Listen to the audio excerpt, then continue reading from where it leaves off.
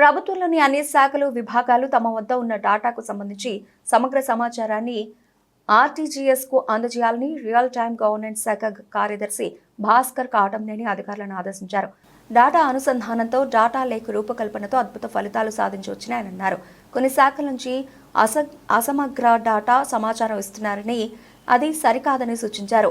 RTGS ఏర్పాటు చేస్తున్న data lake, data అనుసంధాన ప్రక్రియలో భాగంగా ఆయన మంగళవారం సచివాలయంలో వివిధ శాఖలు, విభాగాల అధికారులతో సమీక్ష నిర్వహించారు. ఈ సందర్భంగా ఆయన మాట్లాడుతూ, ప్రతి ప్రభుత్వ శాఖలో, విభాగాల్లో ఒక చీఫ్ డాటా టెక్నికల్ ఆఫీసర్ని నియమించుకోవాలని గతంలోనే అన్ని శాఖలను ఆదేశించామన్నారు.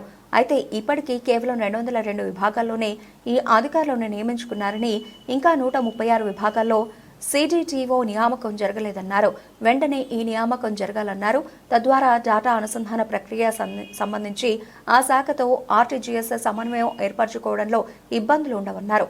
కొన్ని శాఖల నుంచి కొంత అసమగ్ర సమాచారం, అసమగ్ర డాటా పంపుతున్నారని, అలా కాకుండా వారి వద్ద ఉన్న డాటాను సమగ్రంగా అందజేయాలన్నారు. ప్రభుత్వ ఆస్తులకు సంబంధించి కమ్యూనిటీ డాటాను కూడా పూర్తి స్థాయిలో అందజేయాలని సూచించారు. ప్రభుత్వం ఒక సదాశయంతో డాటా అనుసంధాన ప్రక్రియ నిర్వహిస్తోందన్నారు.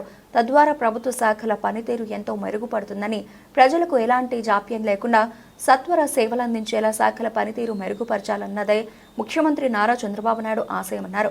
వివిధ శాఖల మధ్య ఉన్న డాటా అనుసంధానం వల్ల పాలన మెరుగుపరచడానికి, ప్రభుత్వ సేవలు సులభంగా అందించడానికి యూజ్ కేసెస్ రూపొందించనున్నారు.